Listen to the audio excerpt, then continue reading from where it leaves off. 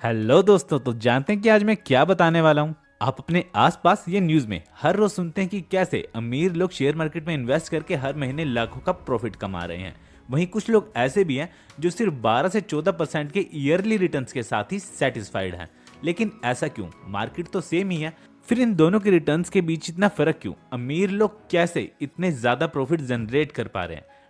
अगर आप सोच रहे हो कि ये लोग ट्रेडिंग करते हैं तो ऐसा बिल्कुल भी नहीं है, क्योंकि हर अमीर आदमी ट्रेडर नहीं होता और ट्रेडिंग में सिर्फ 6 से 7% लोग ही सक्सेसफुल होते हैं। ये हर किसी के बस की बात नहीं है। तो फिर क्या फर्क है इन दोनों के बीच?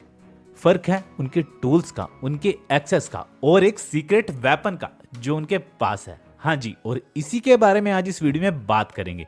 तो रिक्वेस्ट है कि वीडियो को एंड तक जरूर देखिएगा, बीच में छोड़ना मत।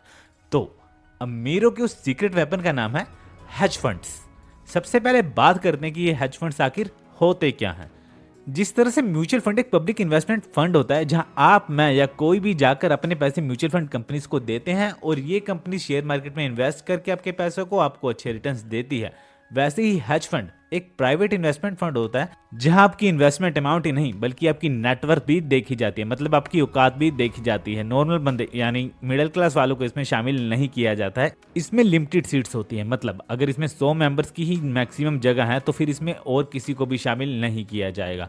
अब हेज फंड्स में ऐसी क्या पॉलिसी है जो इसे बाकी फंड से ज्यादा प्रॉफिटेबल बनाते हैं? ऐसी क्या चीज है हेज फंड भाई जिसको मैं इतनी देर से बोल रहा हूँ? हेज फंड्स का मेन गोल होता है कि अपने इन्वेस्टर्स को मैक्सिमम रिटर्न्स कमाकर देना, चाहे मार्केट ऊपर जाए चाहे नीचे जाए। हेज फंड्स मार्केट के ऊपर जाने पर तो प्रॉफिट देते ही हैं, मार्केट के गिरने पर भी प्रॉफिट बनाकर देते हैं। अब ये कैसे पॉसिबल है? क्योंकि हमारे म्यूचुअल फंड तो ऐसा कुछ भी नहीं कर रहे हैं। मार्केट गिरने पर भला कौन प्रॉफिट देता है यार? इसीलिए आइए जानते हैं कि हेज फंड्स ऐसे कैसे काम करते हैं और हम ये भी बताएंगे कि आप इसमें कैसे इन्वेस्ट कर सकते हैं। तो वीडियो को एंड तक देखते रहिएगा।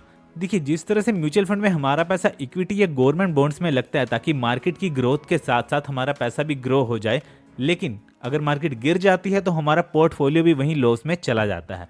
लेकिन हेज फंड्स में ऐसा नहीं होता, क्योंकि इसमें इन्वेस्टर्स का पैसा लगता है स्टॉक्स में, ऑप्शंस में, डेरिवेटिव्स में, कमोडिटीज में और ऐसी हर जगह और हर स्ट्रेटेजी के साथ जहां से प्रॉफिट बनाया जा सके। हेज फंड्स के मैनेजर सिचुएशन के अकॉर्डिंग अपनी इन्वेस्टमेंट स्ट्रेटेजी बदलते रहते हैं। मतलब अगर मार्केट नीचे जा रही है तो ये पुट ऑप्शंस भी बाय कर लेंगे, और अगर इन्हें लगेगा कि गोल्ड की या किसी और कमोडिटी के प्राइसेस ऊपर जाने वाले हैं तो ये उसमें भी इन्वेस्ट कर देंगे।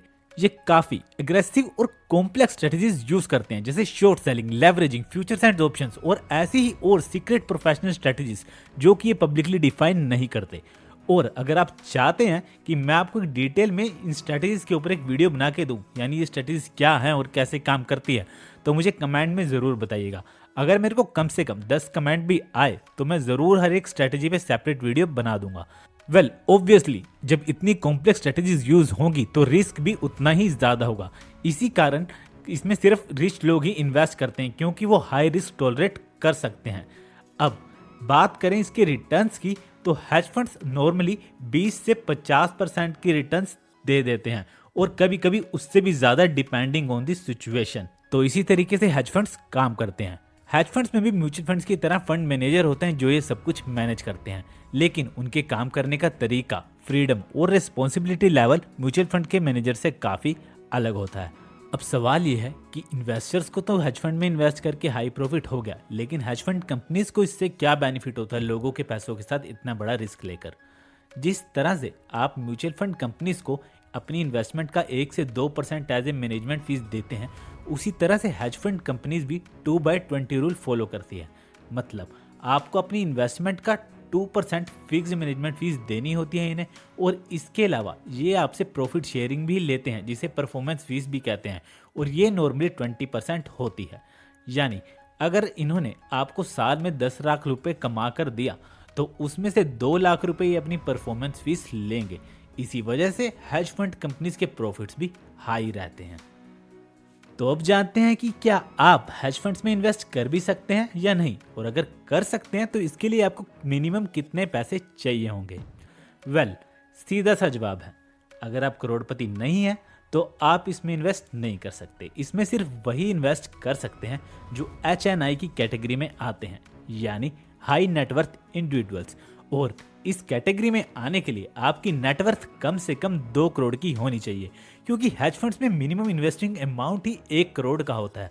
तो इसमें इन्वेस्ट करने के लिए पहले आपको भी उस लेवल तक जाना पड़ेगा, और उस लेवल तक जाने के लिए आपको हमारे चैनल को सब्सक्राइब भी करना पड़ेगा, और वो भी अभी, क्योंकि हमारा गोल है अपने साथ साथ लोगों को भी फाइनेंशियली स्ट्रॉन्ग और स्मार्ट बनाना। तो आप भी इस जर्नी का हिस्सा बन सकते हैं हमारे चैनल को सब्सक्राइब करके। मान लीजिए अगर आपने इन्वेस्ट कर भी दिया तो इसका लॉक इन पीरियड भी म्यूचुअल फंड से ज़्यादा रहता है। म्यूचुअल फंड्स की तरह आप इसमें कभी भी अपने पैसे नहीं निकाल सकते। इसमें कम से कम आपका 2 से 3 साल का लॉक इन पीरियड होता है, क्योंकि इसमें हर वक्त आपका पैसा अलग अलग स्ट्रेटेजी में लगा होता है और अमाउंट भी बहुत ज़्यादा होती है, तो ये बीच में से ऐसे ही आपको निकाल कर नहीं दे देंगे। इसीलिए आप इसमें तभी इन्वेस्ट करें जब आपके पास कैपिटल भी हो, रिस्क लेने की हिम्मत भी हो और फाइनेंशियल अंडरस्टैंडिंग भी हो। तो ओवरऑल हो सकता है कि अभी आप शायद हेज फंड्स में इन्वेस्ट करने के लिए एलिजिबल ना हो, बट ऑब्वियसली आपको इन सब चीज़ों का पता भी होना चाहिए ताकि आप अपनी फ्यूचर फाइनेंशियल प्लानिंग बहुत अच्छे से कर सकें। और ऐसी ही और स्ट्रेटजीज और अपने आप को फाइनेंशियल एजुकेटेड बनाने के लिए हमारी वीडियोस को देखते रहिएगा। तो मिलते हैं अगली वीडियो में, तब तक के लिए टाटा बाय बाय।